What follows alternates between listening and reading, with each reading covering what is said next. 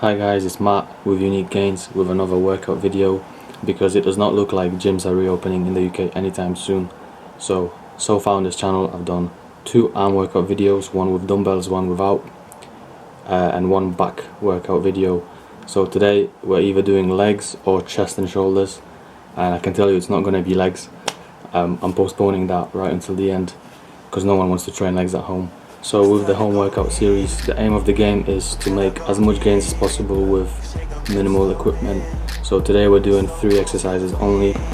So I'm going to share my workout with you that I've been doing for the past month or so, and just to share my tips on form, because I think right now social media is getting abused by influencers who don't usually do bodyweight workout, sharing their routines, not fully knowing how to do some exercises. So hopefully we can avoid common mistakes and just get the most out of the exercises that we do. So in case you're wondering, I don't usually wear hats indoors, but man's not had a haircut for 3 months and I'm not shaving it off, so hat it is. First exercise is the pike push-ups, and I think here the most important points are your lean, your forward lean, your elbows and your hips. So since you're in that kind of position, this being the legs and that's your head, the more you lean, the more you'll be able to go into it. So if that's a little lean, that's a big lean. So the bigger the lean, the bigger the range of motion, and you want to stack your hips on top of your shoulders, so you get to load more of your body weight onto your shoulders. And the next thing is the elbows. So you want to keep them at 90 degrees rather than sort of like really open or really closed. You want 90 degrees. That will allow you to achieve a nice full range of motion and overload and load the shoulders. So here I'm doing exactly what I just said. I'm trying to lean forward as much as I can, elbows at 90 degrees and hips on top of my shoulders as much as I can, as much as my strength allows me to, basically.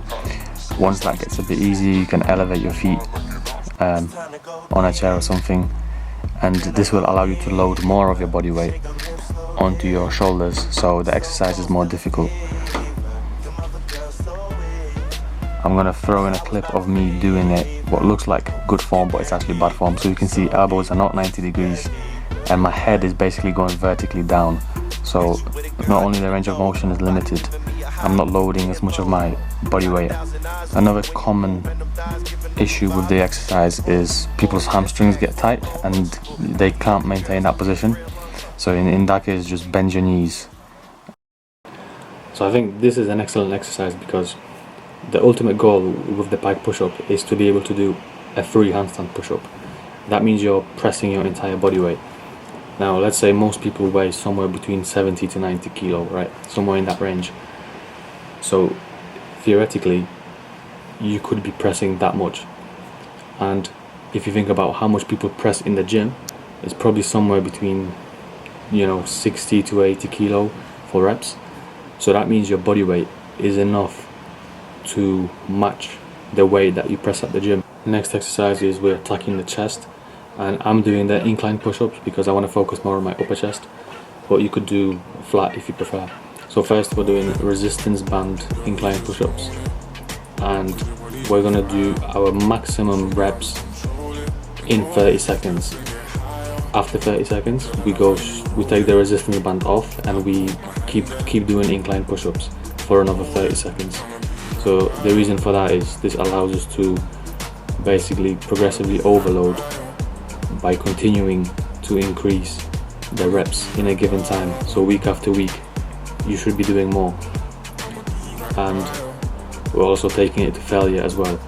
Tip for the push-ups is the scapular movement. So it should be at the top, it should be protracted and then retracted.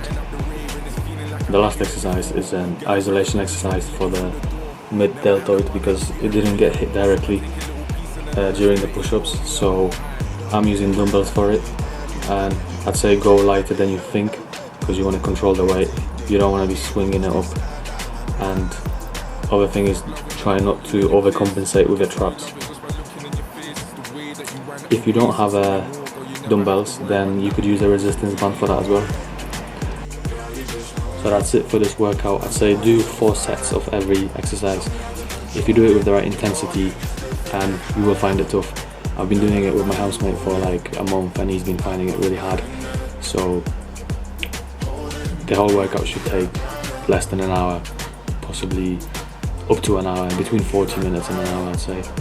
So that's everything. Let me know if you like it, let me know if you want me to make any other videos, any tips for home workouts, and comment, like and subscribe.